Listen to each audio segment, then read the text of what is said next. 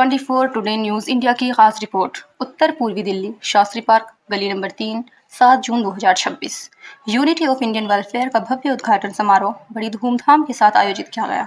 कार्यक्रम के मुख्य अतिथि एसीपी प्रमोद गुप्ता और स्टैंडिंग कमेटी की चेयरपर्सन श्रीमती सत्य शर्मा ने संगठन का गर्मजोशी से स्वागत करते हुए आगामी कल्याण गतिविधियों के लिए अपना समर्थन व्यक्त किया। समारोह की अध्यक्षता श्रीमती ज्योति ठाकुर अध्यक्ष ने की। उन्होंने अपने संबोधन में संगठन के लक्ष्य, स्थानीय स्तर पर योजनाओं की रूपरेखा और समाज के कमजोर वर्गों तक सहायता पहुंचाने के इरादों पर जोर दिया। आयोजन में समुदाय के अनेक सदस्य, प्रतिनिधि और स्थानीय कार्यकर्ता मौजूद थे, जिन्होंने समारोह का सफल बनाने में सक्रिय भूमिका निभाई। जुड़े रहिए 24 टुडे न्यूज़ इंडिया के साथ। काफी समय से आपको समाज सेवा करते हुए देखा गया है, उसके बावजूद आज आपका जो आपने अपना एनजीओ गठित किया है, क्या कोई इसके लिए कोई खास एजेंडा है? नहीं, एजेंडा तो नहीं है, लेकिन हाँ फिर भी ये सोच है कि मैं कुछ नया कर पाऊँ। ठीक है, और नया वही है कि भाई जो आजकल हो रहा है, भ्रष्टाचार भी है और लेडीज़ों के साथ भी गलत हो रहा है। ठीक है, तो मैं उन्हीं चीज़ों पे भी काम करना चाहती हूँ, बाकी शिक्षा पे भी काम करना चाहती हूँ। ठीक है, और जो जैसे भाभी जी हैं तो हमें इनसे भी सहयोग मिलेगा, तो समाज के काम जो भी होते हैं मैं पूरी कोशिश करूँगी उनको करने की। और हमारे भाई लोग जुड़े हुए हैं, हमारी बहनें जुड़ी हैं, उन सभी का सबसे पहले मैं धन्यवाद करना चाहती हूँ कि उन्होंने मुझे यहाँ आने का मौका दिया, क्योंकि मेरी जैसे एनजीओ गठित होती है, सेम पायलट होता है, आपने क्या उसमें कोई नया प्रोटोकॉल लेकर के आए हैं? उसमें नया लेकर के आए हैं वो? अच्छा, नया मैं क्या लेके आऊँ? नया सब कुछ है, कोशिश कर रही हूँ। भाई देखो, जो क्राइम हो रहा है उसे हम कोशिश कर सकते हैं, और सभी जानते हैं कम नहीं कर सकते, लेकिन थोड़ी सी कोशिश कर सकते हैं, तो वो मैं कोशिश करूंगी उस क्राइम पे भी काम करने की। बाकी समाज के सभी कामों पे मैं एक ही मतलब इस पर मैंने ये नहीं बनाया कि एक ही चीज़ पे काम करूंगी, भ्रष्टाचार पे करूंगी, ऐसा कुछ नहीं सोचा है। मेरे पास जो भी आएगा, आशा लेके आएगा, तो मैं उसकी आशा पूरी करने की कोशिश करूंगी अपने भाइयों और बहनों, अपने निगम पार्षद भाभी जी के साथ, मतलब सभी के साथ मिल करके कोशिश करूंगी कि वो इच्छाएं लोग हमसे करके आते हैं उनकी पूरी हो।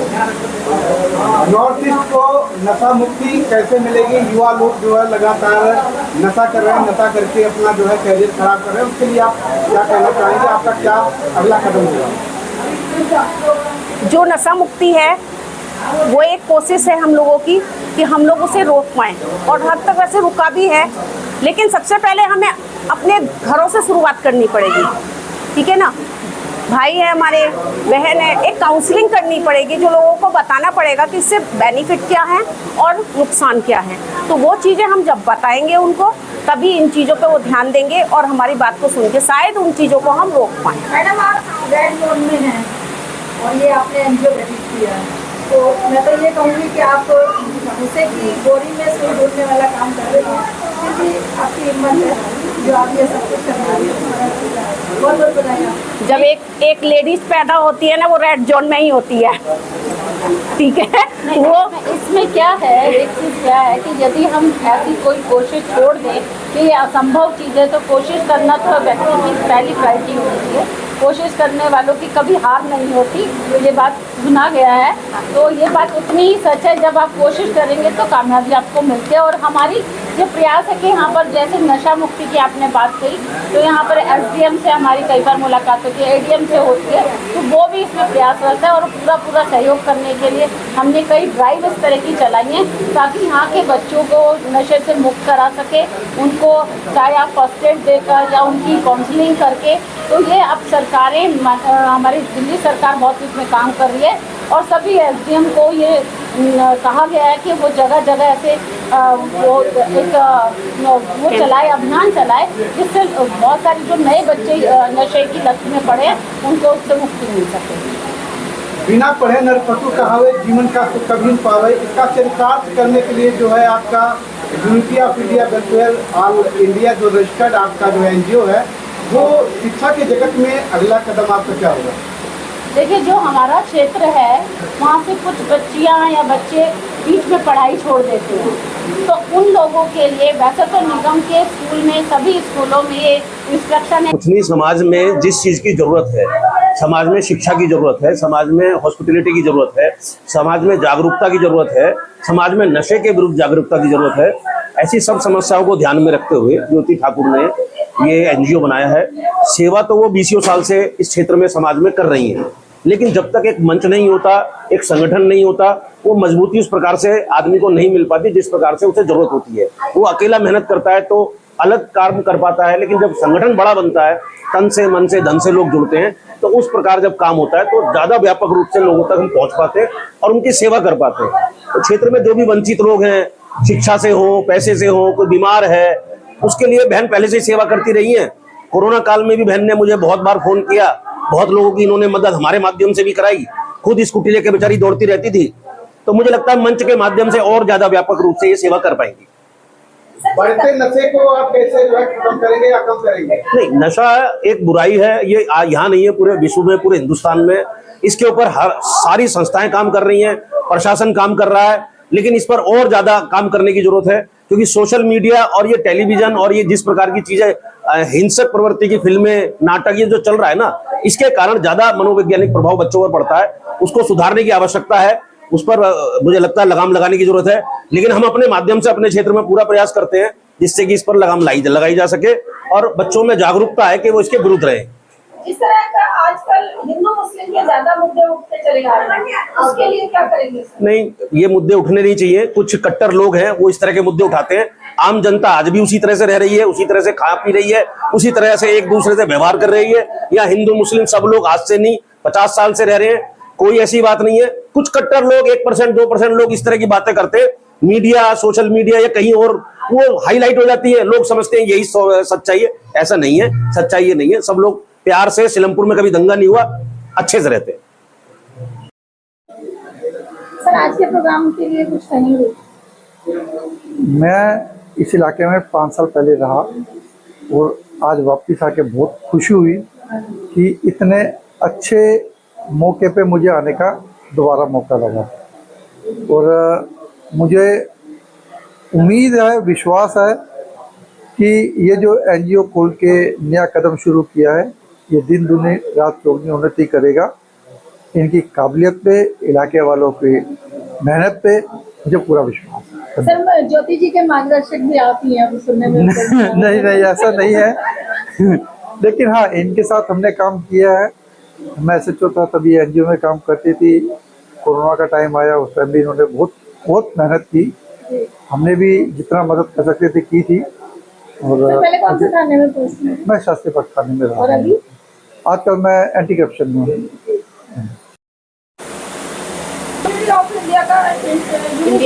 इंडिया वेलफेयर का जो आज गठन हुआ है, इसके लिए आप क्या कहेंगे? देखिए, जैसा कि नाम से ही पता है, यूनिटी ऑफ इंडियन वेलफेयर आपका जो एनजीओ है, उसके लिए आज इसका गठन हुआ। आज यहाँ हम सभी लोग क्षेत्रवासी बैठे हैं। हमारे साथ वाले वार्ड से भी आए हैं, गौरव शर्मा जी, संदीप जैन जी हैं, विश्वनाथ शुक्ला जी हैं, आशा जी हैं और ज्योति जी हैं, पुष्पा जी हैं और बाकी सभी बहुत सारे इस टीम के जो मेंबर्स हैं वो यहाँ पर आए हुए हैं। और मैं ऐसी ईश्वर से प्रार्थना करती हूँ कि वो, आज तो ये शुरुआत है, लेकिन जब आदमी किसी चीज़ की शुरुआत करता है तो उसका जन्म पहले से हो चुका होता है। ज्योति जी हमेशा से ही समाज सेवा के में काम करती रही हैं, उनका पुराना एक्सपीरियंस है, इनकी पूरी टीम का बहुत एक्सपीरियंस है और इसीलिए ये एक एनजीओ बनाया गया है ताकि वो समाज में होने वाले ऐसे कार्य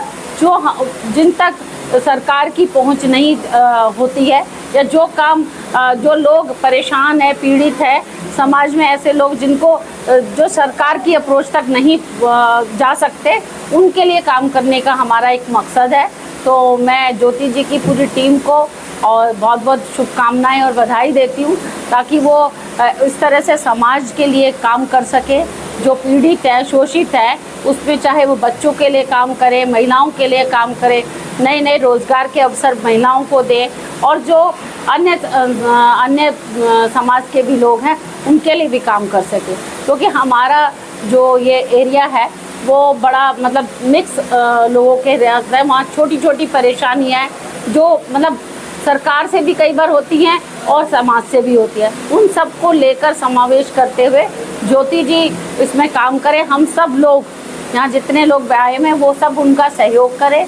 मैं ऐसी सब लोगों से एक गुजारिश करती हूँ, क्योंकि सबके साथ चलकर ही समाज की सेवा हो सकती है और हम सबको समाज के उत्थान के लिए इस तरह के काम करने चाहिए, वेलफेयर के काम करने चाहिए। हमें किसी भी चीज़ को इग्नोर ना करके उसके लिए कदम उठाना चाहिए। आज ये पहला कदम जो उठाया गया है वो बहुत ही सराहनीय है। इसके लिए मैं सभी टीम को बहुत बहुत शुभेच्छा देती हूँ, शुभकामनाएं देती हूँ और हम इनके साथ कदम से कदम मिलाकर चलेंगे। शास्त्री पार्क हो, गौतमपुरी हो या उस्मानपुर, अपना पूरा जबना पार्क जो ईस्ट दिल्ली है उसमें ये काम अच्छे से करें। फिर दिल्ली, पूरी दिल्ली भी आप कह सकते हैं इसको। सरकार और समाज सेवी साथ में रहेंगे तो समाज का बहुत अच्छा काम होगा, बहुत अच्छे लोगों तक हम अपनी अप्रोच पहुंचा पाएंगे, उनको अपनी सेवाएं दे पाएंगे। तो मेरा यही कहना है कि इस तरह के लोगों को समाज के लिए आगे आना चाहिए और आप सब, हम सब इनका सहयोग करेंगे। बहुत बहुत इस तरह से आए दिनों यहाँ इस इलाके के अंदर आसपास के इलाकों में मर्डर होते हुए दिखाई दे रहे हैं। लगभग हफ्ते में 1 या 2 बार सुनने को मिल ही जाता है कुछ ना कुछ। तो क्या इसमें ये एनजीओ आगे बढ़ करके कुछ करने की कोशिश करेगी? देखिए, उनका पुराना एक्सपीरियंस रहा है कि उन्होंने जिस तरह के सामाजिक कोई भी ऐसे काम होते हैं और उसमें चाहे वो झगड़ा हो, चाहे बाकी चीज़ों से हो, कोई किसी के शोषित व्यक्ति है उसके लिए हम लोग खड़े होते हैं।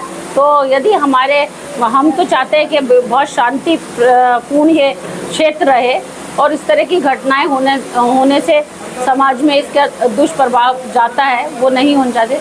और ये पुलिस का बहुत बड़ा इसमें रोल है, पुलिस को भी हम साथ में लेके चलेंगे और ये हम सबकी कोशिश रहनी चाहिए कि जो असामाजिक तत्व है वो यहाँ पर कम से कम ऐसी घटनाएं हों और वो आगे मतलब उनको इस बात का डर होना चाहिए कि वो इस तरह की घटनाएं ना करें।